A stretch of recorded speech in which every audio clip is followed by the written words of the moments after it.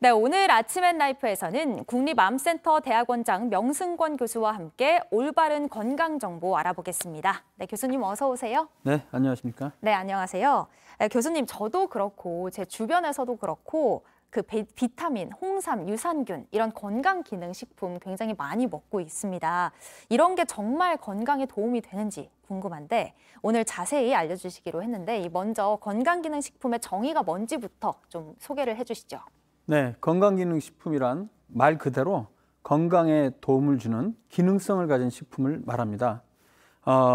예를 든 홍삼, 비타민, 오메가3, 유산균, 칼슘 굉장히 많이 있죠. 그런데 이제 이러한 건강기능식품이 나타나게 된 배경을 간단하게 말씀드리면요.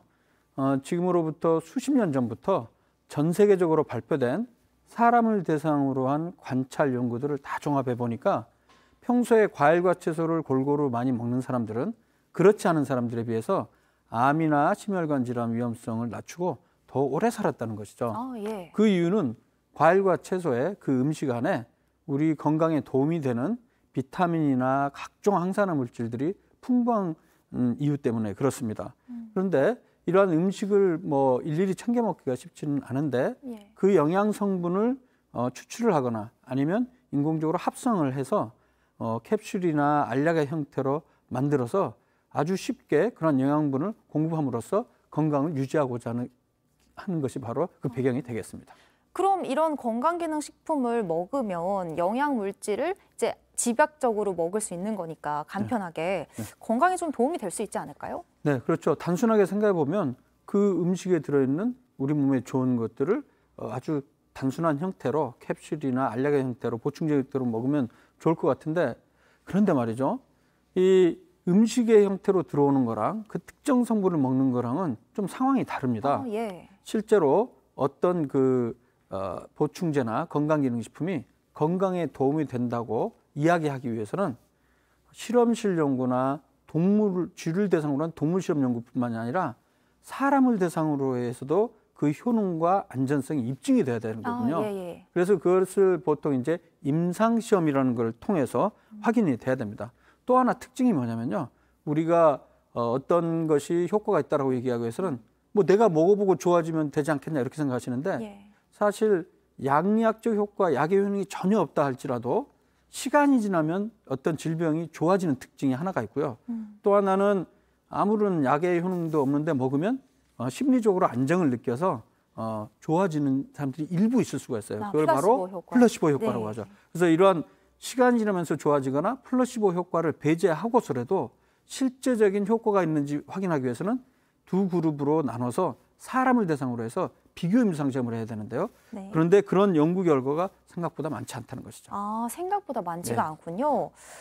그러면 건강기능식품이 효과가 있다고 꼭 먹으라고 이야기하는 의사들이 있는 건 왜죠?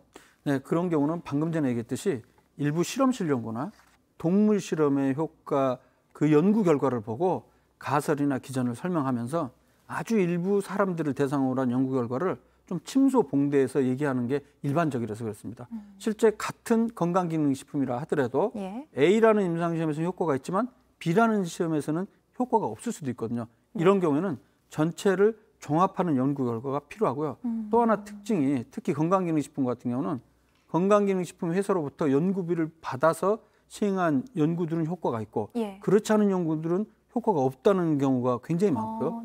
또 하나는 연구의 질적 수준이 낮은 경우도 상당히 많기 때문에 마지막으로는 사람 연구 대상자 수가 너무 적은 거 몇십 명을 대상으로 해서 효과가 있다고 얘기하기는 좀 한계가 있다는 것이죠.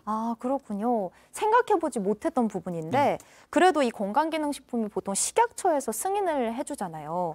그런 건 좀 믿을 수 있는 부분 아닐까요? 네, 사실 건강기능식품 산업이 커지게 된 이유는 국가에서 그것을 인정해주는 제도를 2004년부터 시행을 해서 그렇습니다. 근데 안타깝게도 그 이후 한 10여 년 동안 인정해주는 제도에 있어서 그 인정 기준 자체가 좀 많이 허술했습니다. 즉 아까 제가 얘기했듯이 실험실 연구나 쥐를 대상으로 한 연구 결과만 있고 사람을 대상으로 한 임상시험이 없어도 건강기능식품 생리활성 기능 3등급으로 인정을 해줘 왔었거든요.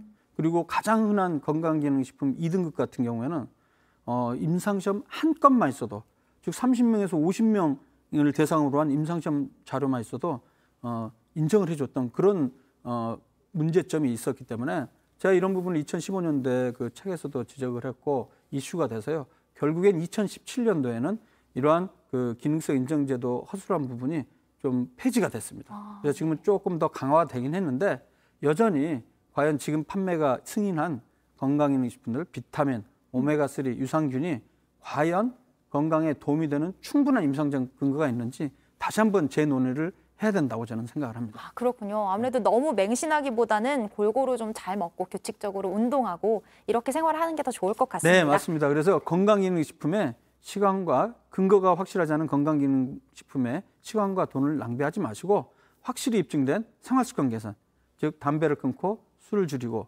표준체중을 유지하고 운동을 규칙적이게 하고 음식을 골고루 먹는 습관을 잘 유지하신다면 굳이 돈을 들이지 않더라도 건강을 유지할 수 있을 것으로 생각합니다. 네, 오늘 말씀 잘 들었습니다. 네. 고맙습니다. 네, 감사합니다.